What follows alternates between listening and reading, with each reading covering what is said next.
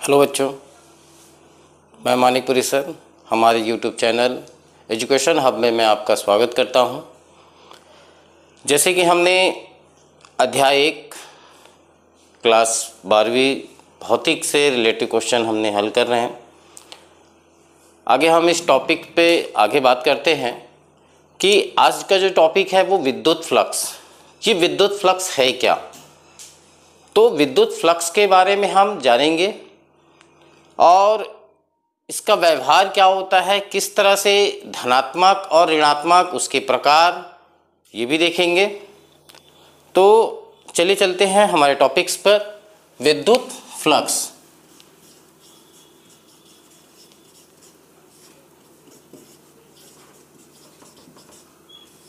विद्युत फ्लक्स, विद्युत फ्लक्स अर्थात विद्युत क्षेत्र में उपस्थित क्षेत्रफल के अभिलंबवत गुजरने वाली कुल बल रेखाओं की संख्या को हम विद्युत फ्लक्स कहते हैं। तो यहाँ पर जो है विद्युत क्षेत्र में स्थित क्षेत्र हो सकते हैं। तो यहाँ पर देख सकते हो, जैसे मान लेते हैं कि यहाँ पर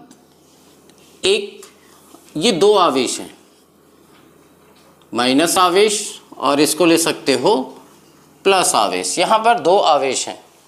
तो इन दो आवेशों के बीच देखिए यहाँ पर एक क्षेत्र, इसके द्वारा भी एक क्षेत्र निर्मित होगा। ये हो गया इसका विद्युत क्षेत्र और ये हो गया इसका विद्युत क्षेत्र। तो हम लोग जानते हैं कि बल रेखा जो होता है, जो क्षेत्र रेखा बोल सकते हैं, वह धन आयन से क्या होता है, धन से प्रवेश करता है यानी बाहर निकलता है और ऋण आवेश तक चला जाता है। तो हम इस तरह से हम ये देख सकते हो कि जैसे यहाँ से ये देखिए, ये हो गया आपका धन से चालू हो रहा है और ऋण पर क्या हो रहा है, समाप्त हो रहा है।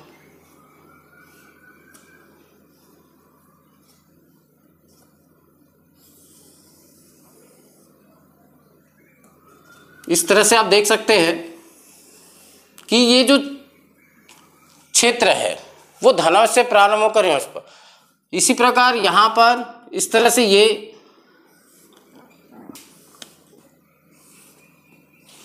तो आप देखेंगे यहां से निकलेगा और यहां पर प्रवेश करेगा। तो यहां मान लेते हैं कि यहां पर एक क्षेत्र निर्मित हुआ S1, ये क्षेत्र हो गया आपका S2, इसको S1 मान लेते हैं और इधर दे देते हैं एक क्षेत्र S3। तो इस तरह से आपको यहां पर दिख रहा होगा कि यहां पर दो आवेश है, इनके द्वारा एक क्षेत्र उत्पन्न हुआ है। तो यहां से जो बल रेखा, देखो यहां से बल रेखा निकलकर कहां चली जाती है, प्लस से चालू होकर माइनस में चली जाती है। तो ये एक क्षेत्र हो गया, दूसरा ये क्षेत्र। तो यहां से प्लस से माइनस में जा रहा है। आप यहां भी देख रहे होगी कि इस तरह से आपको एक क्षेत्र नजर आ रहा है। यानी जैसे हम लोग देख सकते हो, जैसे मान लो कोई एक पृष्ठ है, ये क्या है, एक पृष्ठ S मान लेते हैं इस पे, और एक छोटा सा अल्पांश ले लेते हैं। मान लो एक छोटा सा, इसको नहीं कहीं भी लिया जा सकता है इसको, तो ये छोटा सा एक अल्पांश ले लेते हैं। तो आप देखिए ये हो गया आपका अल्पांश हो गया, यानी ये हो गया DS, छोटा सा अल्पांश क्षेत्र का इसमें। तो इससे अभिलंबवत ये हो गया इसकी दिशा। तो जो इससे जो निकलता है बल रेखा है, इस क्षेत्र से किसी भी, देखो ये विद्युत क्षेत्र हो गया हमारा, जैसे एक S हो गया। अब इसके अंदर एक छोटा था DS ले लिए, ये आपको यहाँ पर क्षेत्र दिशा बताता है। तो यहाँ से इस क्षेत्र के लंबवत निकलने वाली कुल बल रेखाओं की संख्या को हम विद्युत फ्लक्स कहते हैं और इसे हम फाई से प्रदर्शित करते हैं। तो आइए परिभाषा को हम नोट कर लेते हैं।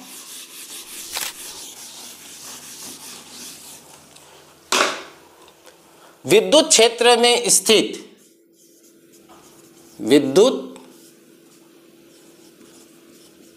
क्षेत्र में स्थित क्षेत्रफल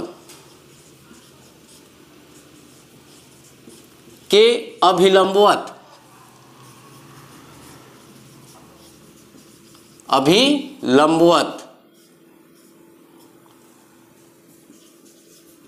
गुजरने वाले या वाली कुल बल रेखाओं की संख्या को विद्युत फ्लक्स कहते हैं।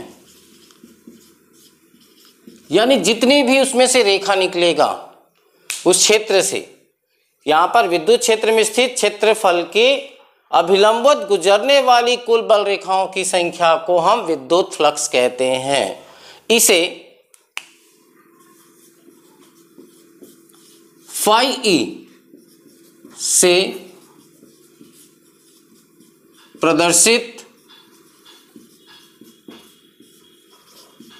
करते हैं। इसे हम क्या कहते हैं? इसको फाई ई से प्रदर्शित करते हैं।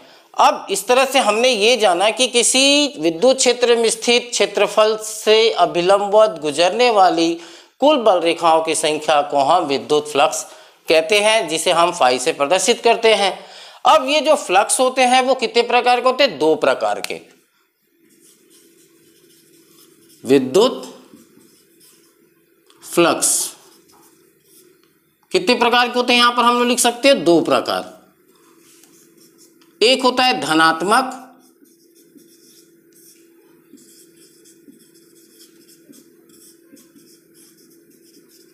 फ्लक्स और दूसरा होता है ऋणात्मक विद्युत फ्लक्स। ये दो प्रकार के होते हैं।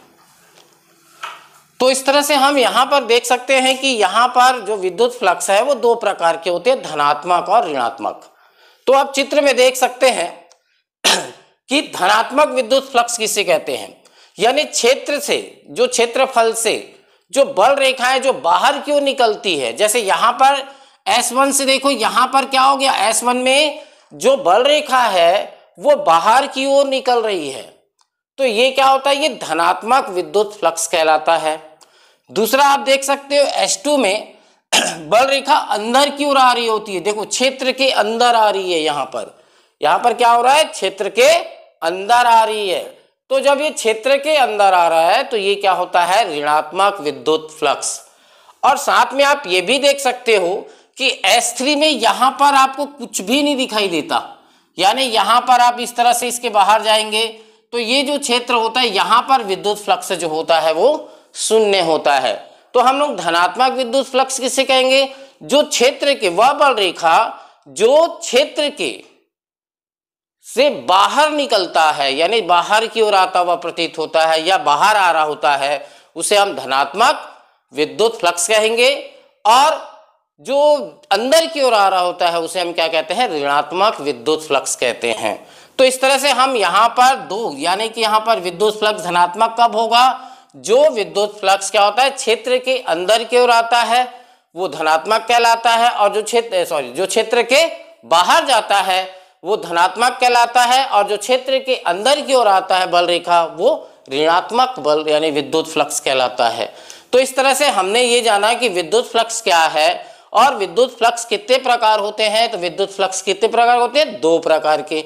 तो ये दो प्रकार कौन कौन से होते हैं? धनात्मक विद्युत फ्लक्स और ऋणात्मक विद्युत फ्लक्स। तो ये हमारे पास दो प्रकार हो गए। अब धनात्मक में क्या होता है? जो बाहर की ओर होता है, यानी जो बाहर की ओर जाता है वो धनात्मक होता है, और जो अंदर की ओर आता है वो क्या होता है? ऋणात्मक होता है। तो इस तरह से, और जो बाहर में अगर जहां पर विद्युत बल रेखा कहीं कुछ नहीं दिखाई देता, यहाँ पर समझ नहीं आता या खाली होता है, तो उसको हम लोग क्या कहते हैं? वहां विद्युत फ्लक्स क्या होता है? शून्य होता है। तो इस तरह से हमने विद्युत फ्लक्स से बन जाता। अब इसकी माप कैसे करते हैं? किस प्रकार से समांतर होगा कि इनके बीच जो है ds और तीव्रता के बीच में जो संबंध होगा वो हम लोग देखते हैं। तो यहाँ पर विद्युत फ्लक्स में देखते हैं, जैसे हमारे पास एक कोई क्षेत्र ds है, एक छोटा सा क्षेत्र,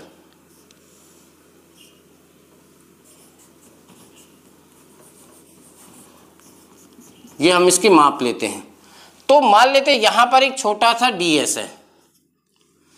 अब इसके ये बीच से एक अभिलंब होता है, इसको हम लोग ds की दिशा बोलते हैं, और ये एक मान लेते हैं यहां पर विद्युत क्षेत्र है। अब इस पर निर्भर करता है, मान लेते हैं कि किसी क्षेत्र, विद्युत क्षेत्र में जो है ds के साथ जो e जो होता है यहाँ पर क्या बनाता है, इनके बीच में कोण बनाता है। तो जैसे यहाँ पर लिख सकते हो कि E तीव्रता और ds एक क्षेत्र है, तो उसके बीच में क्या संबंध होगा, d फाई E बराबर में क्या होता है, E into ds, E into में ds होता है।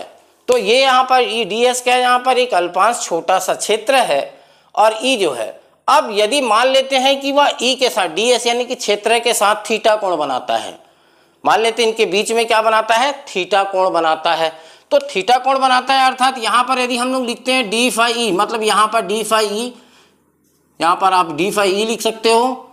तो यहाँ पर जब थीटा कोण बनाएगा तो क्या बनाएगा, यहाँ पर E into D S cos theta. यदि आप देखो अब यहाँ पर हम इसी को ले लेते हैं, मान लो थीटा कोण बनाता है, ये हो गया आपका एक छोटा सा अल्पांश ले लेते हैं डी एस, ये हो गया आपका ये अभिलंब हो गया, ये अभिलंब होता है और इसके साथ यदि ये थीटा कोण बनाता है, कौन सा, ई, यानी ई जो है ये ds के साथ में थीटा कोण बनाता है, तो हम लोग क्या लिखते हैं, D phi E ds cos theta. अब ये निर्भर करता है कि ये समांतर है कि लंबवत है, तो हम वो देखते हैं। तो उसके लिए हम लोग देखते हैं यहाँ पर यदि थीटा इक्वल में 90 लेते हैं, अब 90 का अर्थात क्या होगा, अब देखिए थीटा का मान 90 ले लेते हैं, मान लेते हैं हम इसको यहाँ पर इसको 90 ले लिए, किसको, ई को, किसके साथ बना रहा है, अभिलंब के साथ। ये क्या है, अभिलंब, इसको लिख सकते हो आप तीव्रता, ये हो गया आपका अभिलंब और ये हो गया क्षेत्रफल या क्षेत्र बोल सकते हो। तो यहाँ पर आप देख सकते हो ये तीव्रता हो गई किसी क्षेत्र में एक छोटे से ds क्षेत्रफल पे, अभिलंब हो गया क्षेत्र। तो ये अभिलंब के साथ जो तीव्रता है, ये जो तीव्रता है वो अगर थीटा कोण बनाता है इसके साथ में, मान लो यहाँ पर थीटा कोण बनाता है, क्या बनाता है, यहाँ पर थीटा कोण बनाता है। तो अब इसकी स्थिति देखेंगे कि ये किस प्रकार से ये व्यवहार करेगा, कैसे व्यवहार करेगा वो जानते हैं। तो सबसे पहले यदि हम थीटा का मान 90 लेते हैं, अब थीटा का मान 90 लिया मतलब कैसा हो जाएगा ये, अब देखिए यहाँ पर 90 बना देते हैं, इसको हम लोग यहाँ से थोड़ा सा इधर कर दिए, ये देखो ये 90 अंश हो गया। अब ये कितने हो गया, मान लो यहाँ से हटा दिए,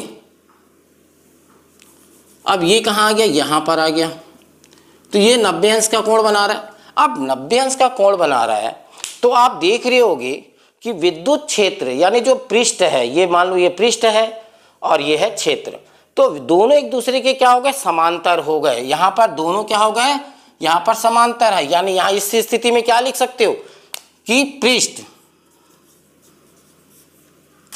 ds विद्युत क्षेत्र E के समांतर है या हो, तो यहाँ लिख सकते हो तो।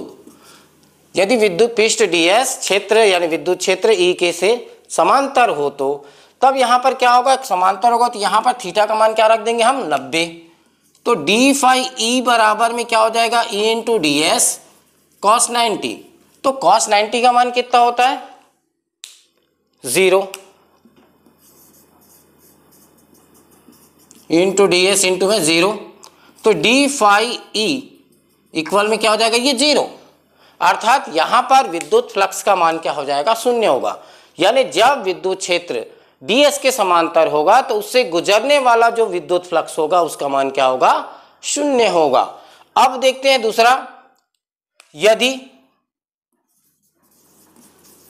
थीटा इक्वल 0, थीटा इक्वल में 0 लेते हैं तो हम इसको 0 कैसे ले सकते हैं, अर्थात इसके लिए बना सकते हैं हम लोग यहाँ पर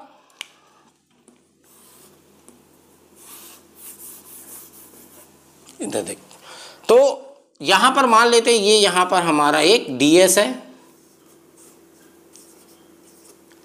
अब ये हो गया इसका अभिलंब, अब इसके साथ वो 0 अंश है अर्थात इसी के समांतर हम लोग क्या लेते हैं, इसी के समांतर ले लेते हैं, ये मान लेते हैं यहां पर इसी के समांतर, ये देखिए, अब यहां पर जो आप इस स्थिति में देख रहे होगे कि ds जो है वो विद्युत क्षेत्र के लंबवत है। तो यहां पर देख सकते हो थीटा, यानी यहां पर लिख सकते हैं आप पृष्ठ ds विद्युत क्षेत्र E के लंबवत हो। तो अब यहां पर लंबवत है, यदि थीटा इक्वल में 0 रखते हैं तो पृष्ठ जो होता है विद्युत क्षेत्र के लंबवत हो जाता है। तब यहां पर क्या होगा, तो आप देख सकते हो डी फाई बराबर E इंटू डी एस। यहां पर हम लोग यहां पर थीटा के जगह में cos 0 लेंगे, तो डी फाई ई बराबर E इंटू डी एस। यहां पर cos 0 का मान कितना होता है, 1 होता है, अर्थात डी फाई ई बराबर E इंटू डी एस, अर्थात इनसे गुजरने वाला जो फ्लक्स होगा वो अधिकतम होता है। यहां पर क्या होता है, ये शून्य होता है और ये अधिकतम होता है। यदि विद्युत क्षेत्र पृष्ठ के लंबवत है, यानी कि पृष्ठ के लंबवत होता है, तो उनसे गुजरने वाला जो विद्युत फ्लक्स होता है उसका मान अधिकतम होता है, यानी बहुत अधिक मात्रा में वहां से विद्युत फ्लक्स क्या होते हैं, गुजरते हैं। तो इस तरह से ये देखिए, ये इसकी स्थिति देखिए कि इसकी तीव्रता किस प्रकार से होगा, अधिक होगा कि कम होगा, कहाँ पर अधिक होगा से गुजरेगा, कहाँ पर कम गुजरेगा विद्युत फ्लक्स। तो हमने इसके बारे में इसको देखा और इसको हमने जाना। तो अगर आपको यह हमारी ये वीडियो आपको पसंद आई होगी तो हमें लाइक कीजिएगा और अधिक से अधिक इसको शेयर कीजिए और हमारे चैनल को सब्सक्राइब कीजिएगा। धन्यवाद।